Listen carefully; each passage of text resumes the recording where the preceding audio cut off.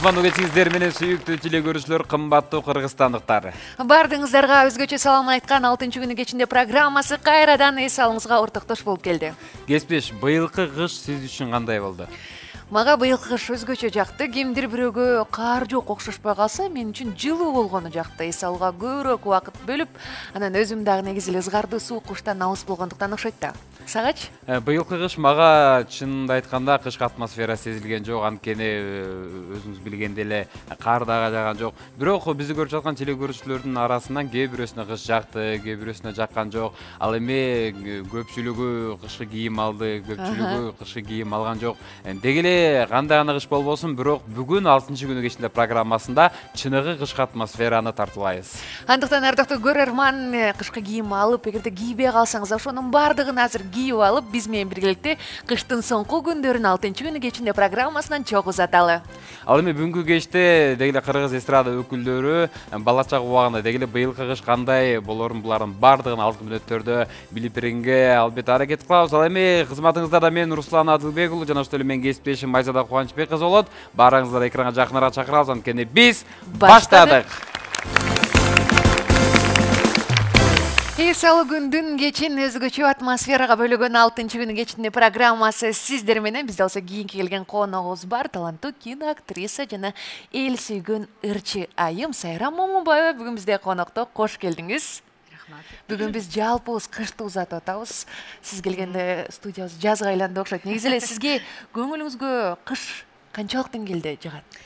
Негизи мен өзүм жылууну сүйгөн айыммын. Андан кийин мен суукту жакшы көрчү эмесмин. Кичине суук болсо мен үшүкчөлмүн да, үшүп куура берем. Мен кышты качан жакшы көрдүм?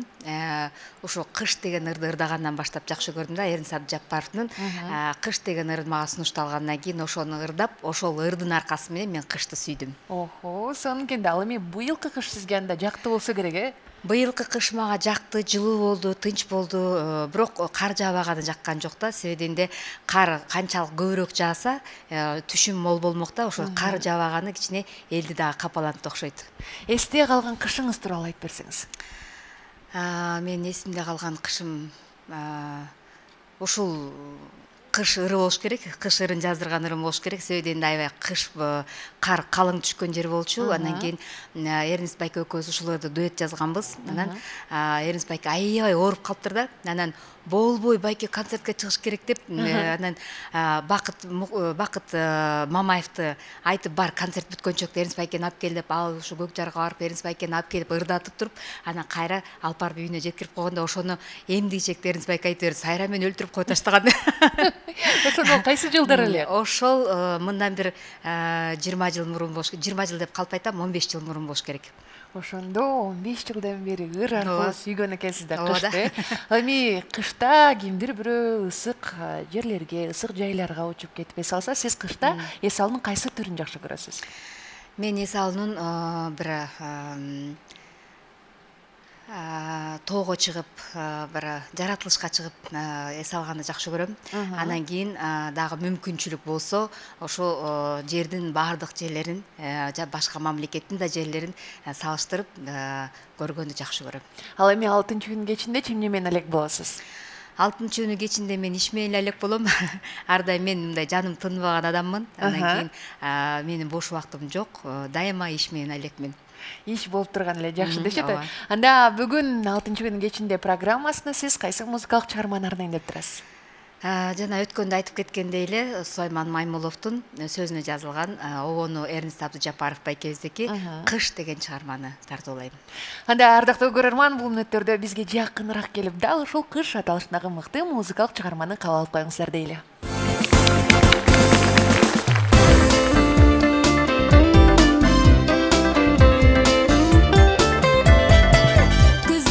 Кыштын өзү келди нака, кыздарда кие баштап кундуз жака. Сагызган карга чымчык мында калыби, калганы кетип калды ысык жакка. Сагызган карга чымчык мында калыби, калганы кетип калды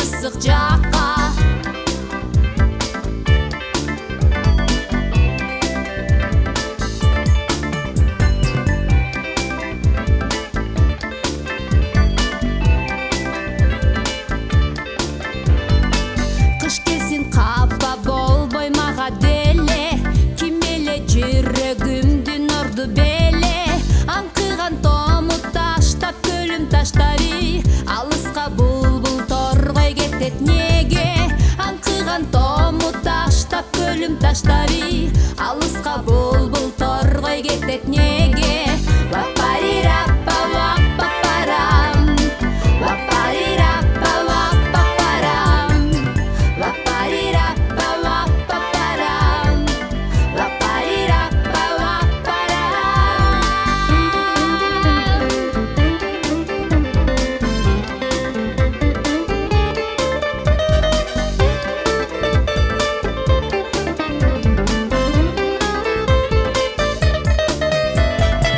аларга керек окшойт ысык аптап ырдоого жазды жайды тилин тактап байкасам ырчы куштар жаралбаптыры чыныгы күйгө салып кышты мактап байкасам ырчы куштар жаралбаптыры чыныгы күйгө салып кышты мактап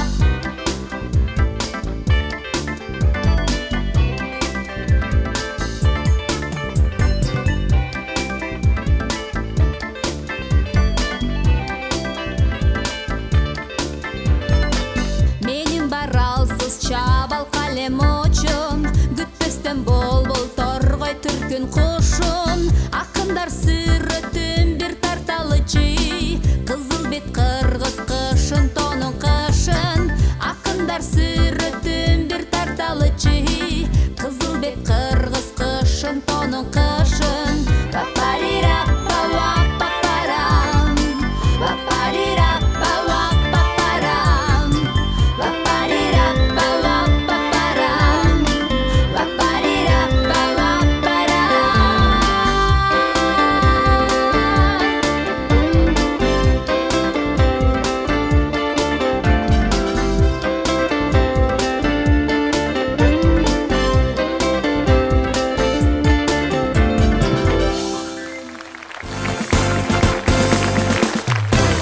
Алтынчы күнү кечинде программасы сонун маанайда уланууда, урматтуу телекөрүүчүлөр. Ал эми биз эфирибизде улантабыз. Катарыбызды толуктаган Кыргыз Республикасынын эмгек сиңирген артисти, опера ырчысы Айбек Саралаев агабыз келип отурат. Ассаламу алейкум. Кош келдиңиз. Саламатсыздарбы?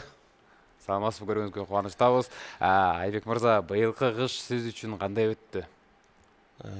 Быйылкы кыш негизинен баардыгыбызга эле таң калыштуу болду окшойт, Жаңы жылда дагы кары жок, тостук. Бардык жылуу болуп, негедир же биздин элибизге боорорду баягы тигил жактан жылууландыруучу ишканалар жарылып кетпесин депчи. Ансандай эң аягында мынакей кыштын акыркы айында Кудай буйрса эшикке аппак кар жаап, баарыбызды кубандырып атат. Абдан сонун кардай таза арулукту каалайм эл журтума. Анан кышта балалык убагыңызда бир кызыктуу окуялар болду беле? Четинен айта берейинби? Айта бериңиз. Биз Менин укканга даярбыз. түрлүү окуялар бар да. Себеп дегенде бизде кыштын күнү Жумгал районунда негизинен холодильниктер иштебейт. Себеп дегенде себеп дегенде үйдүн ичи 20 градус суук болуп турат. Өзү холодильник. Өзү холодильник. Эт-сетти катырбайсың. Төркү үйгө этти тасмалды жазып туруп, баягы согумду союп, бир жылкынын этин жайып салат, анын тому катып калат. Ошол жерден алып алып эле, ошол холодильниктен морозильник, холодильник эмес да, морозильник. Ошол анан байкелериң үйлөнүп, мындай жеңеңди ала качып келип калса, ал эттин баарын жыйнап туруп эле, отту жагып туруп ошол үйгө эле төшөгө тартып туруп коноктосо бересиң. Ошондой кызыктуу окуялар бизде көп. Жакшы, ал эми бүгүн 6-күнү кечинде программасына кайсы музыкалык чыгарма менен келдиңиз?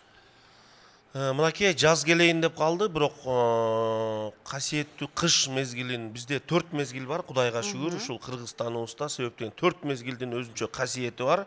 Жаздыкы, кыштыкы, жайдыкы, күздүкү өзүнчө. Ансандай ушул касиеттүү кышты узатып атканда кар жады, аппак жады, сүйүү жады деген чыгарманы аткарып берейин. Себеп дегенде бул кар тазалыктын, молчулуктун, байлыктын белгиси, Ансандай бир жума токтотпой кар жадырам, көрүп туруңар азыр. Анда дароо эле биз сизди сахнага узатып ийели, кол чалардын коштасында кабыл алыңыздар.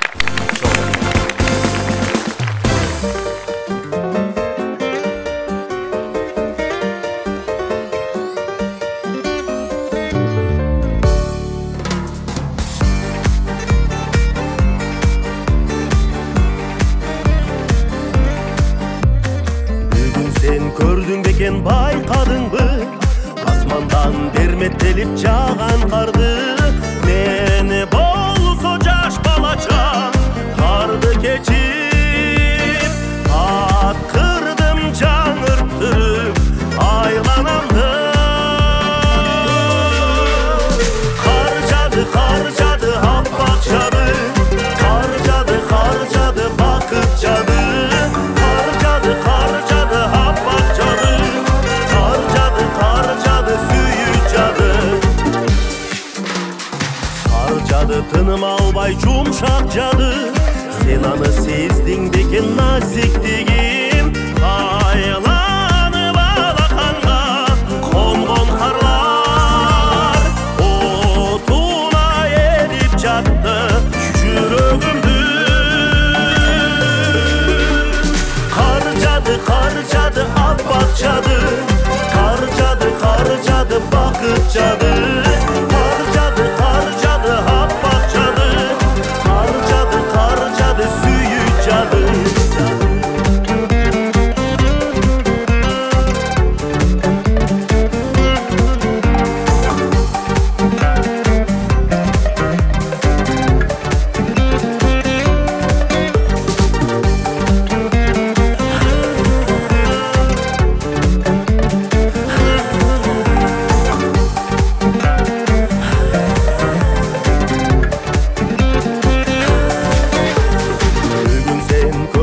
Байқадыңбы? Асмандан ақ шурудай жаған қарды, бүт алам бүгін қайран көрілгендей. Асмандан бүгін жалаң бақыт жады. Қар жады, аппақ жады, қар жады, бақыт жады. Қар жады, аппақ жады, қар жады, сүйіп жады. Қар жады, аппақ жады, қар жады, бақыт жады. Қар жады, аппақ жады, қар жады, сүйіп жады. Қар жады, аппақ жады, қар жады, бақыт жады. Қар жады, аппақ жады, қар жады, сүйіп жады. Аппақ жады, бақыт жады. Аппақ жады, сүйіп жады.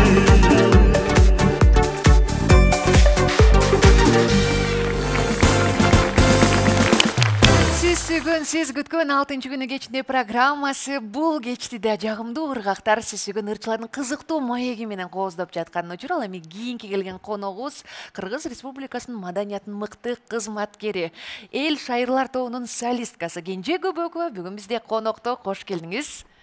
Чоң рахмат. Көргөнүзгө кубанычтабыз. Рахмат, бирге болсун. Мен да кубанычтамын. Бүгүн биз баарыбыз туруп азыр кыштын соңку күндөрүн узатып атабыз. Негизи эле бул кыш сизге эмнеси менен эсинде калды? Быйылкы кыш кар жогу менен эсимде калды дебейми? Кар жок, карды күтүп отуруп эле анан бир кыш бүтүп калды да. Анан кийин өткөндө өзүңүздөр билгендей көбү баягы соц тармакка жазып атышты го. Кар жебей турула 2-3 күн турат турсун деген нерселер мени аябай мындай таң калтырды да, күлкүнүчтүү болупчу. Ошол кыштын кары жогу менен эсимде калып калды. Анан кечке ойлонуп аттым да, ушинтип такыр кар жок эле ушинтип өтүп кетеби кыш депчи. Болдубу дедиңиз да. Анан ошондо тиги шубанын баарын кийбей калыштыбы элдер десем, бирок жылууда деле шуба кийип жүрүшөт го. Сизчи, сиз кийилбей калгандар болдубу? Кийген жокмун мен, калың кийинген жокмун да. Калың кийинген жокмун. Жука эле ушундай бир кышты сезген жокмун быйыл. Негедир. Өзүңүзгө жан денеңизге кайсы мезгил жакын? Негизи мага жаз жагат, анан күз жагат да. Анан кыш деле мындай кышты мындай декабрга чукул болуп калганда жагат да. Жаңы жылга жакында. Ооба, ошого жакындап калганда күзүн деле ошондой бир күз кирип келаткан маалы жагат, жазын деле жазга бараткан маалы, анан өтүп калган маалдары бир стресс болгондой мындай түшүнүктөр мен өзүм ушундай сезем да. Жазында деле ошондой бир кыстай болуп, өтүп жайга өтүп бараткандай, мындай тунжурап бараткандай ушундай өзүм кабыл алам да. Менин кабыл алышым ушундай. Анан бат эле өтүп кетеби ал тунжуруу? Өтүп кетет. Бирок эмнегедир ушундай да, мен ойлойм, кээ бир эми ушундай болду экен, башкаларда да ушундай бар болду экен, ушундай сезимдер деп кээде өзүм бак ойлонуп калам да. Же мен эми козголуп атамбы, эми ойлонуп атамбы билбейм. Быйыл ушул мезгил жөнүндө көп ойлондум. Ойго басаттыр. Айтпаңыз, көп ойлондум да мезгил жөнүндө быйыл. Айтор ошол бардык ойлонгон, толгондурган суроолордун баарын жоо эртерээк табылсын дейли. Ал эми бүгүн 6-күнүн кечинде программасында кайсы музыкалык чыгарманы аткарайын деп турасыз? Мен айттым го, апрель эмне февраль болуп баратканда Толгонгонсуз. Толгондум, анан кечигип, кар жаады деп чана ойлонуп, менен кечиккен сүйүү деген ырымды ырдайынчы деп ошол ырды алып келдим. Эң сонун дал ошол кечиккен сүйүүнүн тарыхы жөнүндө айтып өтсөңүз. Кечиккен сүйүүнүн тарыхы сөз обон өзүмө таандык. Муну ушундай бир өтө деле басымдуу тарыхы жок. Бул эми өзүм эле билем деп койбойм. Биз деле билсекчи? Эми муну сөздөрүн угуп аткан киши түшүнөт болуш керек. Баягы сезимдерди өзү эле сөздөр айтып турат. Анан курбума дагы бир арнаган куплеттер бар. Анан өзүмдүн жашоомо да таандык куплеттер бар. Анан эми мен ойлогом, ушул азыр кичинекей 2004-2005 жылкы кыздар ырдап атса, мен аябай кубанып атам, рахмат депчи. Мен ошол сезим менен ушундай бир ыйлагым келип чыгарган ырым болчу да. Ыйлап да алгам десем болот да. Анан ушундай жаштар ырдап атса, мен эмес эле жаш сопсон деле манайда жүргөндөр деле ырдап атат го деп коем. Анан ошол кечинде мурун айтчу эмесмин, азыр айтам, уялчумун, мурунчу көп айтчу эмесмин. Эми обончу болбосом деп. Анан азыр айтып жүрөм, эми азыр киши жаш муундар ырдаган сайын айтып калып атам. Эң жакшы ошол кечиккен сүйүүгө, булуттардын арасынан издеген сүйүүңүзгө жолуктуңузбу? Жолуктум, Кудайга шүгүр, кут кылсын. Жаныңызда азыр. Анасага.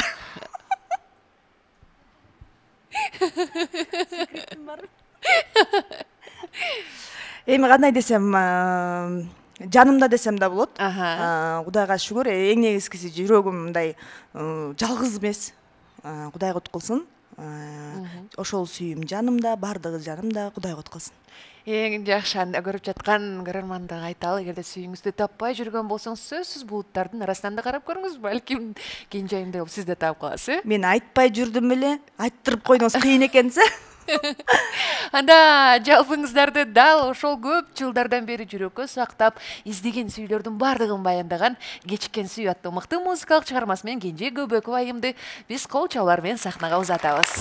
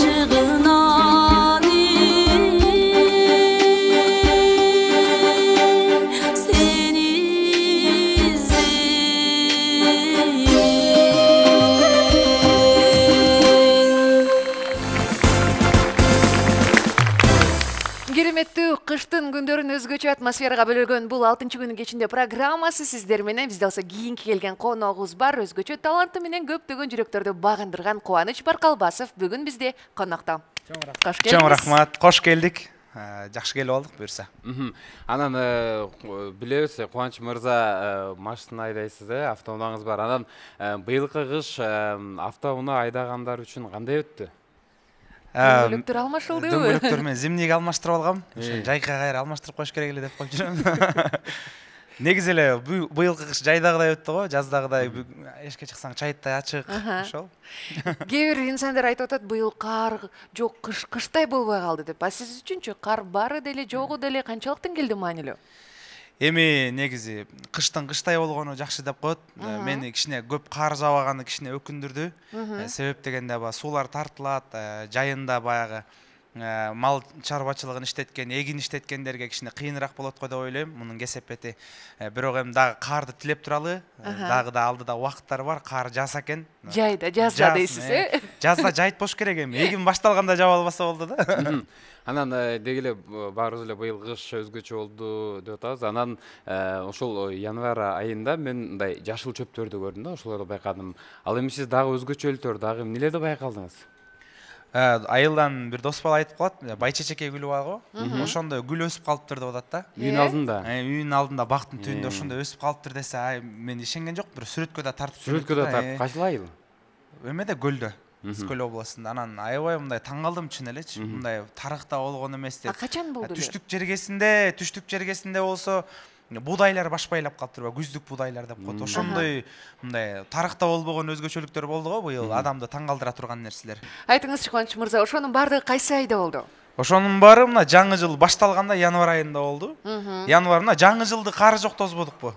Ошондой болуп кетти, эң сон.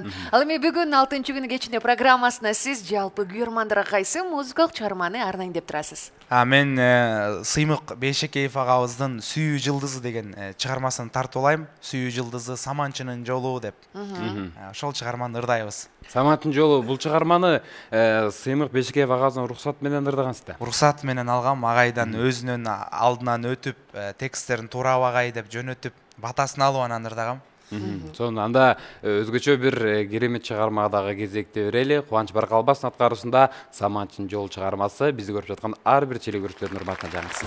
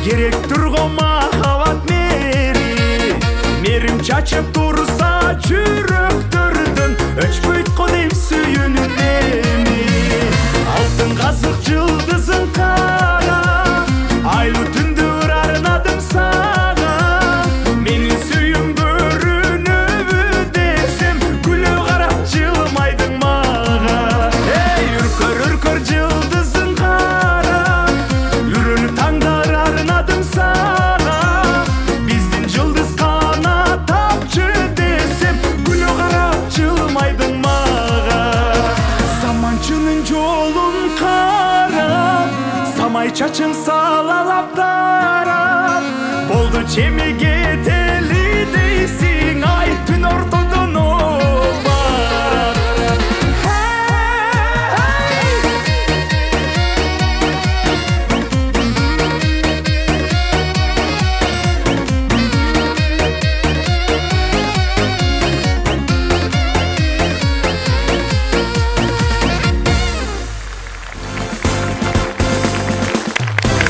Сүйүктүү музыка телеканалыңызда 6 күнү кечине программасы дагы да болсо кыштын соңку күндөрүн жагымдуу ыргактар менен узатып жаткан учурубуз. Ал эми кийинки келген коногубуз өзгөчө талантка ээ жана бүгүн жазды чакырып дал ушундай кооз кийим менен келген Нуржан Түмөнбаева бизде конокто.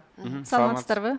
Саламатсызбы, көрүүңүзгө кубанычтабыз. Чоң рахмат, мен да кубанычтамын. Анан бүгүн өзгөчө ошол кыш жөнүндө сүйлөшүп атабыз. Деги эле кыш жөнүндө бир чыгарма аткарып берүүсүн сураган болсо, дароо кайсыл чыгарма сизге келет? Анткени биздин бала күнүбүздөн аткарып жүргөн жанагы Көк жылгаяк деген чыгарманы мен кайра эстедим. Анткени себеби кыздарым мектепке барып, садикке барып, бала бакчага барып, ушул чыгарманы аларга үйрөтүп, алар менен чогуу ырдап аткан учурум. Анда дал ушул чыгарманы ушул мүнөттөрдө суранабыз сизден.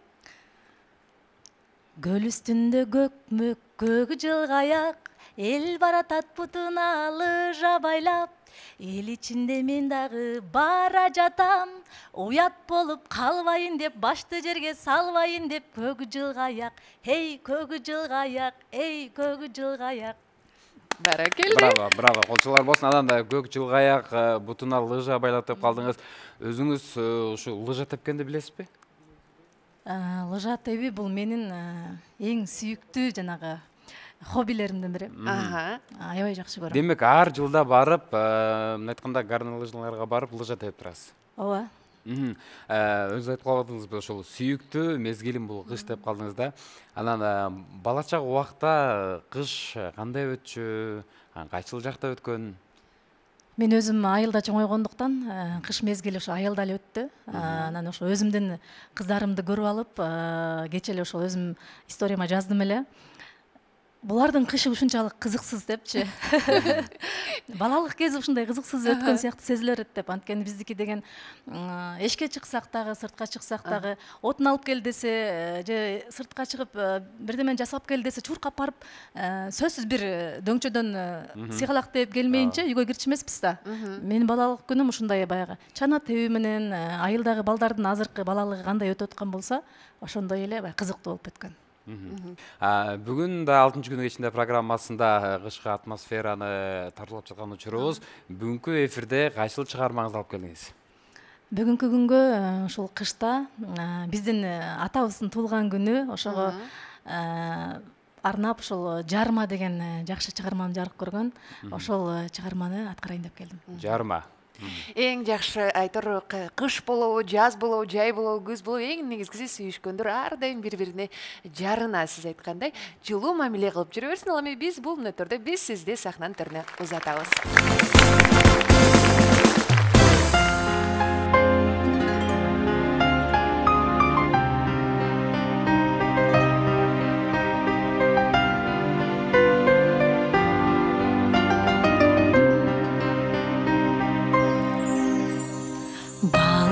Şirin jarpın jasa, balага болгон сүйүү таза, бирок теңир буйруп кошкон, жарыңа болгон сүйүү башка.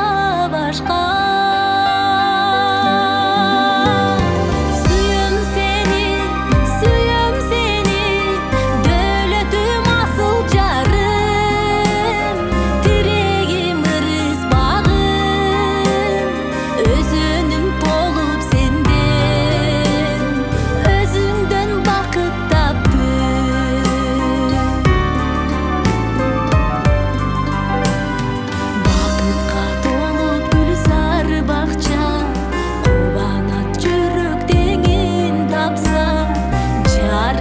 жандын толуктаган жарыңа болгон сүйүү башка башка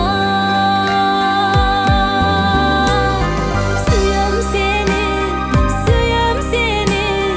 дөөлөтүм асыл жарым тирегим ырыс багым өзөнүм толуп сенден өзүңдөн бакыт таптым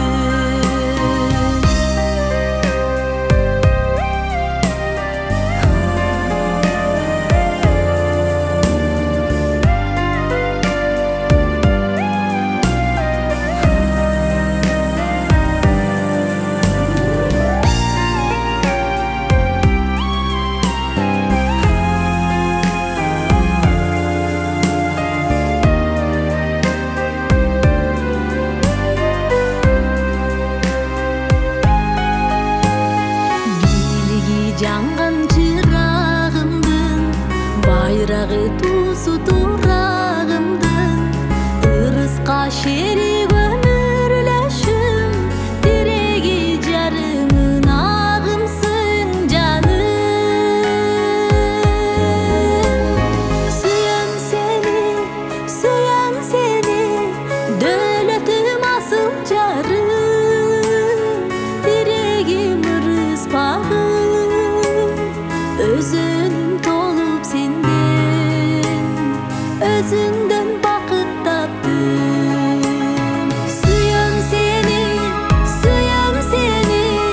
дөөлөтүм асыл жарым тирегим ырыс багым өзүнүм толуп сенден өзүңдөн бакыт таптым өзүнүм толуп сенден өзүңдөн бакыт таптым тирегим асыл жарым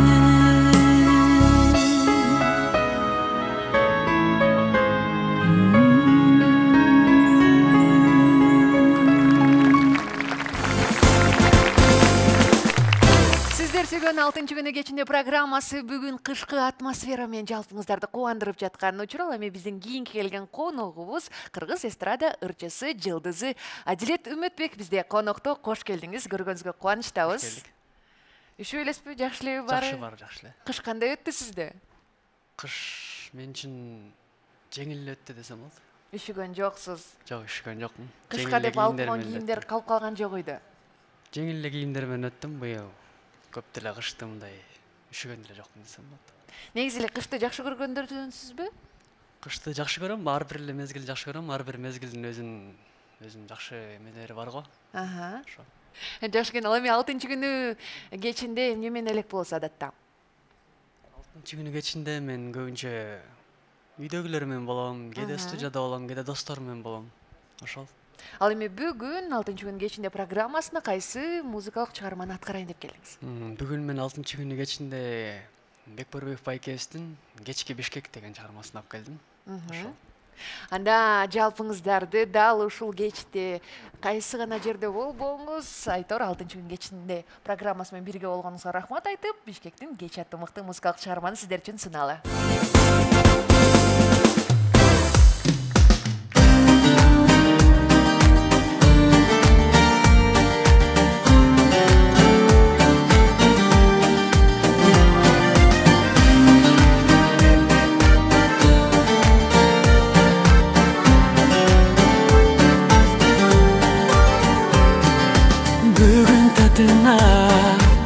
Бүгүн башка көркөмү сулуу айлана биз экөөбүз бульвар бойлоп баратабыз жанаша бульварда басабыз биз чайгана көп айлар көп жыл издеп көкүлдүн жеттен искеп махаббатым таптым күбө бол кечке Бишкек күбө бол кечке Бишкек күбө болчу күбө бол сен кечки Бишкек айнаранне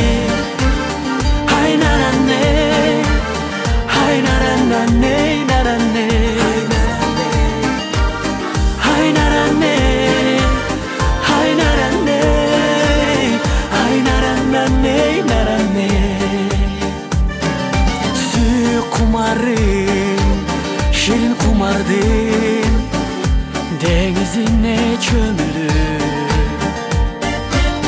Kucakçaydım, kucaktadım, yüzünün anın öptüm. Oh Erdine nanın öptüm. Kübaylar göpçül izlep, köküldün denizge. Mahabatım taptım, kübe bol geçki Bişkek, kübe bol geçki Bişkek. Kübe bolçu, kübe bol sen geçki Bişkek. Aynar anne, aynar anne, aynar anne, aynar anne.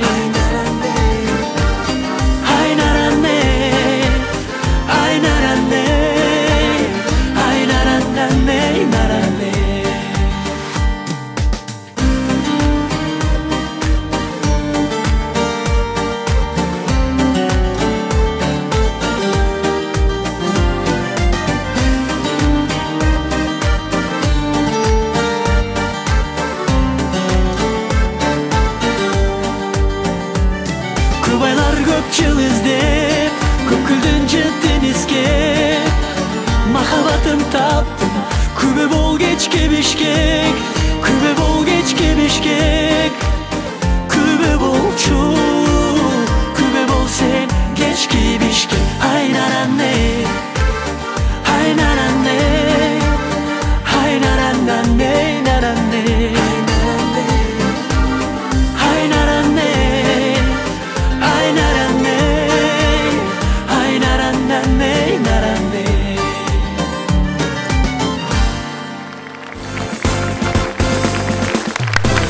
Ызгарылуу кыштын атмосферасын тартуулап жаткан бул 6-күн кечинде программасы. Ардактуу телекөрүүчүлөр, баарыңызды экранга жакыныраак чакыралы.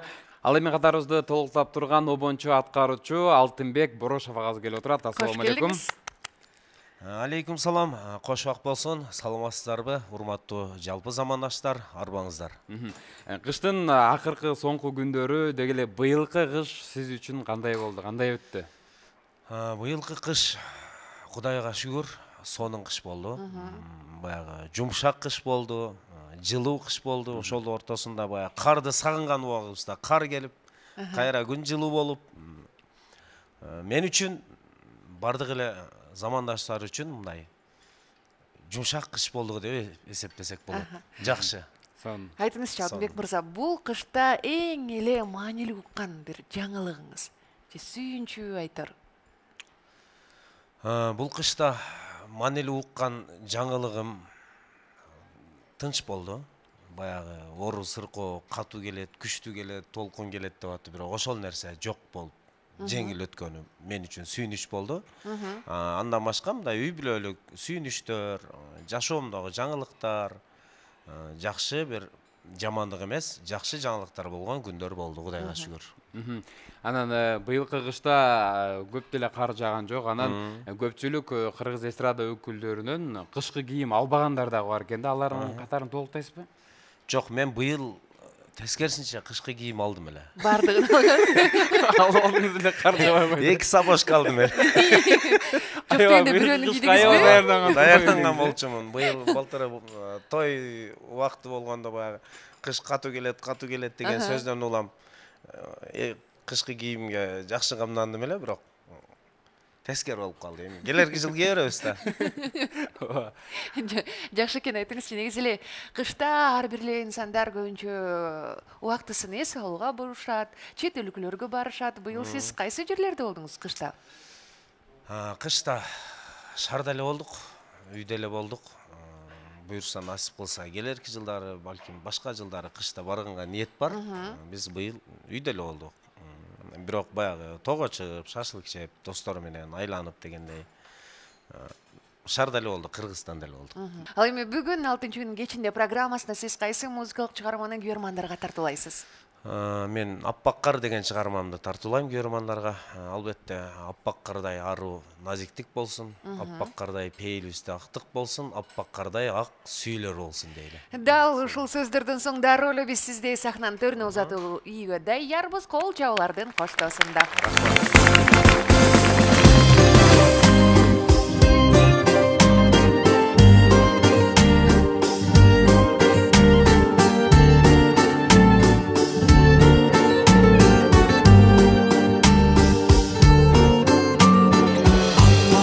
Себелеп айланага Эрчишип бас челек ару таңда Сен тайып колуңдан мен жетеле Алгачкы махаббат ошентип сүйүлөргө чалганда Аппак кар, ак кар, аппак кар, ак кар Өзүңдө катылган көп сырлар бар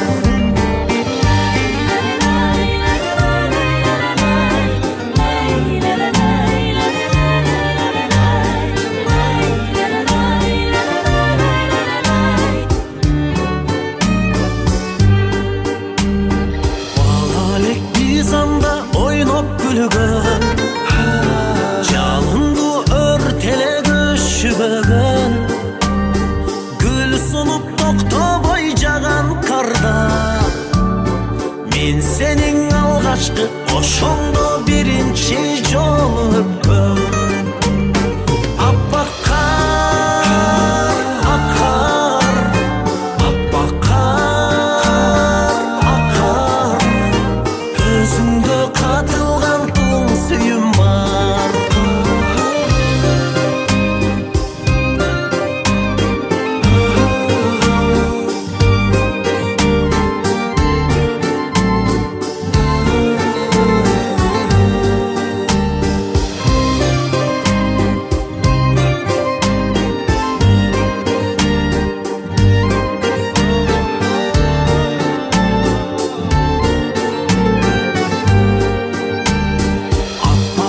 Жаганда жылдууга Өткөндүң эңсетип сагындыра Тагынган чашуу жолду баса Аппак кар жай берчи, токтобой жай берчи бурганакта Аппак кар, ак кар, аппак кар, ак кар Өзүңдө катылган балалык бар Аппак кар, ак кар, аппак кар, ак кар Өзүңдө катылган көп сырлар бар Жай берчиңе аппак кар Аппак кар Өзүңдө жашынган балалык бар Арулук, сулулук, тазалык бар Жай берчи, аппак кар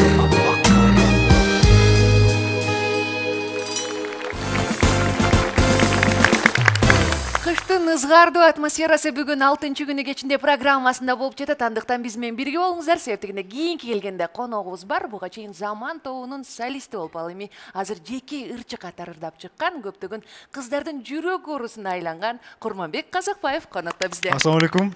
Кандайсыздар? Көрүүңүзгө кубанычтабыз. Быйылкы кыш сиз үчүн эмнеси менен эсте калды? Быйылкы кыш башка жылдарга салыштырмалуу чоң энем айткандай аябай жайдары өттү. Күн бул мезгилде кышында 4 мезгилди көрдүк десем болот. Жазды, жайды да көрдүк бир сыйра күндүзү. Күздү да көрүп аттык. Кышында кечинде болсо күздү көрүп аттык окшойт, бир аз суук. Ал эми эртең менен жазды көрүп аттык. А түндөчү ошондо? Түндө уйкун көрүп аттык. Көзүңүз барып нерсени көрөт окшойт. Түндө түш көрүп аттык деп. Мындай айтканда сиздин көзүңүз мындай эл көрбөгөндөй. ооба, эл көрбөгөн нерсенин баардыгын көрөт экенсиз. Андан дагы башка айырмачылык дагы эмнени көрө алдыңыз? Бул кышта. Бул кышта эмнени көрө алдык? Сериал көрүп алдык. Жакшы экен ооба. Демек, эс алыңыздын бардыгы сериалдар менен 4 мезгил менен өткөн экен. Билебиз, мурда заман тоонду ырдасаңыз, азыр өзүнчө ырдайсыз. Топ менен ырдагандай экен, анан өз алдынча иштеген кандай экен? Негизи ар бир нерсенин жакшы жагы да, жаман жагы да болот болуш керек. Топ менен ырдаганын жакшы жагы бул бир ырды 3кө бөлүп ырдачубуз. Жеңилирээк болчу. Азыр бир ырды өзүм ырдап атам. Бардык нерсесин өзүм даярдап атам. Өзүм жүгүрүп атам дегендей, ошол жагы бир аз кыйыныраак болот. Жакшы жагычы? Жакшы жагы бардык куплеттерди өзүм ырдайм да. Азыраак тийип калса азыр бардык өзүмдүкү дейсизби? Ал эми бүгүнкү 6-күнү кечинде программабызда кайсы чыгарманы жаңырат, кайсы чыгарманы алып келдиңиз? Кудай буйруса, бүгүн Сагын Молдоев агабыздын Сенсиз жаным аттуу чыгарманы сиздерге тартуулап берем. Эң сонунда биз сизге жеке чыгармачылык жолуңуз бир гана ийгиликтер менен коштолсун, көптөгөн хиттерди жаратып, миллиондогон угармандарды топтой бериңиз. Ал эми бул мүнөттөрдө Курманбекти биз кол чабуулардын коштоосунда сахнанын төрүнө узатабыз.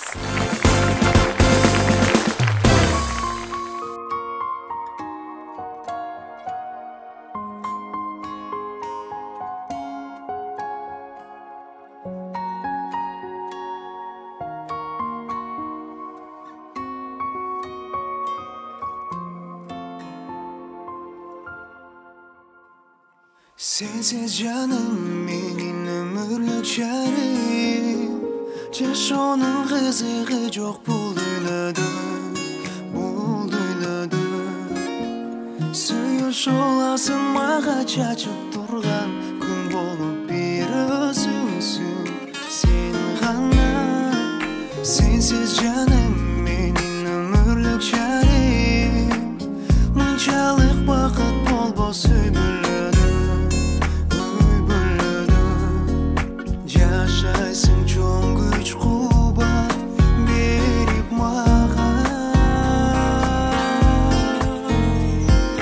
Dilegenime kömüzdün ak suyumuz Yaşay berse dep kılımdarga Suyu gülüm, büt ömürüm Harnayman men bir sağa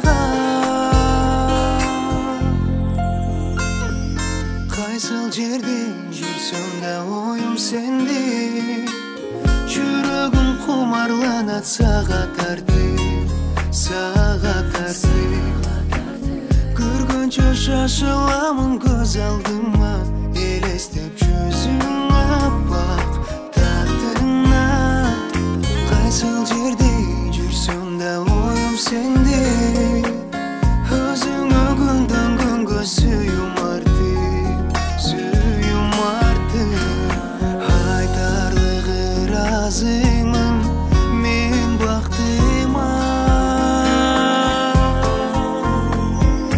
Дилегениме көбүздүн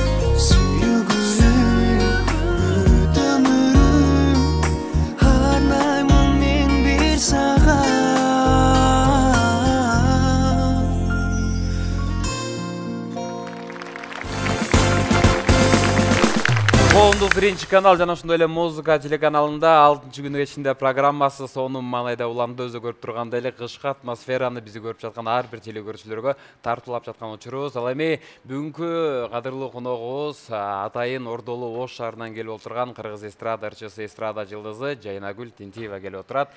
Көрүүңүзгө кубанычтабыз. Саламатсызбы? Кош келдиңиз. Чоң рахмат, саламатчылык. Кандайсыздар? Азыркы учурда биз кичине үшүп атабыз. Ошто жылуу окшойт э? Ошто жаз болуп атат. Бир 2-3 жылдан бери эле чыныгы кышты көрбөй калдык го дейм. Жүрөгүңүздө эмне болуп атат? Кыш болуп атабы, жаз болуп атабы, жай болуп атабы? Жаз ар дайым. Ана өзү айтып калбадыңызбы, ушул 3-4 жылдан бери кыш болбой атат го деп калдыңыз. Эмне үчүн болбой атат деп ойлойсуз? Ар кандай себептери болушу мүмкүн да, жаратылыш климат бузулгандан же болбосо адамдардын бир башкача болуп кетти заманбай шыгылса билбейм. Мен кичинекей кезибиздеги баягы өтө сонун болчу, жомоктогудай кыш болот болчу да. Аябай чанатып, тоолорго бийик тоолорго чыгып ошондой кышты негедир же чоңойгондо байкабай каласыңбы? Чоңойгондо көздөрдө башка нерсени көрүп калат. Же башка жомок болуп атат азыр сизде? Же ошондой болушу мүмкүн. Жана биздин кадырлуу коногубуз Курманбек Казакбаев айткандай, көзү баардык мындай айткандай сезондор көрүп калат экен чоңойгон сайынчы. Сиз дагы азыр мындай айтканда мындай чыныгы кышты көрбөй, баягы көбүнчө баягы турмушка чыгыш керек болуп калганда да ошондой болуп калат экен. Жок. Билбейм, негизи эле баары эле билет го аны. Негизи эле ошондой болуп атпайбы? Сиз кошуласыңар да. Сен да ушундай деп сурап койбойсузбу? Жок. Айтыңызчы, бүгүнкү 6-күнү кечинде программасына кайсы музыкалык чыгарма менен келдиңиз? Бүгүн мен аткара турган чыгарма сөзү обону Бактыяр Токторов агабызга таандык Аппак кар деген чыгарма болмокчу. Бул ырды ошо башында айтып өткөндөй кичинекей кезибизде аябай сүйүп укчу элем. Клипи дагы бар болчу. Анан ошону азыр сиздерге ырбелек катары ырдайбыз. Анан Аппак кар деп калбадыңызбы? Бул чыгарманы акыркы жолу качан ырдадыңыз? Бир жылдан ашып кетти. Акыркы жолу ооба, бир жылдан ашып кетти. Жайнагүл Тентиева Аппак карды ырдабаган үчүн кардагы ошон үчүн келбей атса керек. Бул мен жана сурабадым, эмне үчүн келбей атат дегенде, мына сиз Аппак карды ырдабаган үчүн кыш да келбей атат. Мына азыр ырдайсыз, буюрса кийинки жылы кыш кыштай өтөт. Ошондой болсун деген. Анда көпкө күттүрбөй дароо сизди сахнанын төрүнө узаталык, ал чабалардын коштоосунда.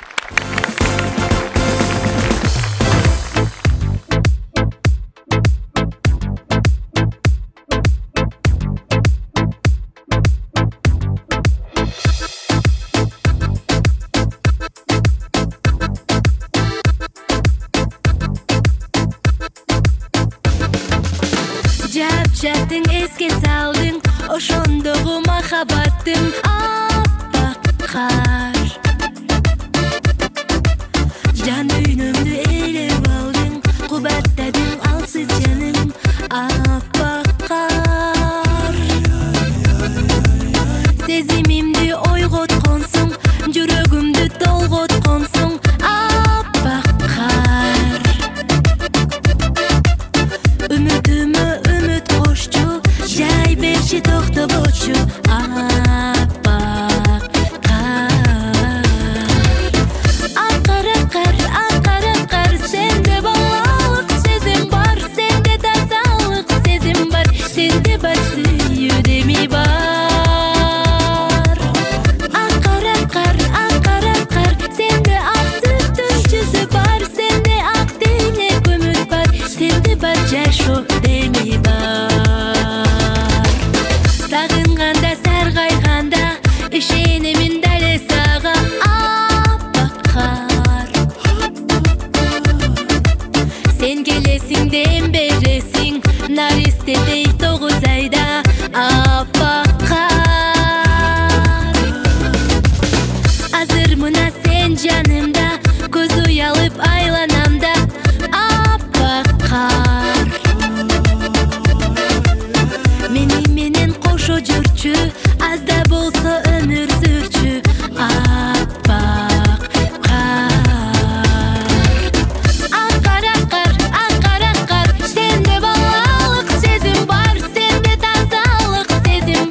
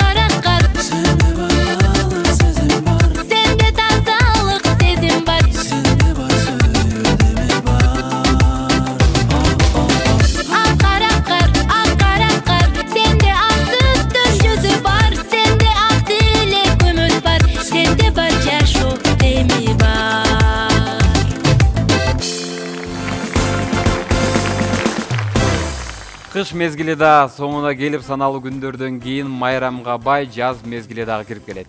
Ооба, кыш мезгили кандай гана болбосун, баары бир деле жалпыбыз чын жүрөктөн жакшы көрөбүз. Ал эми келерки кийинки жылда кыш сөзсүз түрдө аппак кар менен кубандырсын деген жакшы ойлор менен узатып, жазды жаркыраган маанай менен тосуп алууга даярбыз. Кош айткан алыспыз болгону кийинки жаз мезгилинде жолугушканга чейин сак саламатта калыңыздар.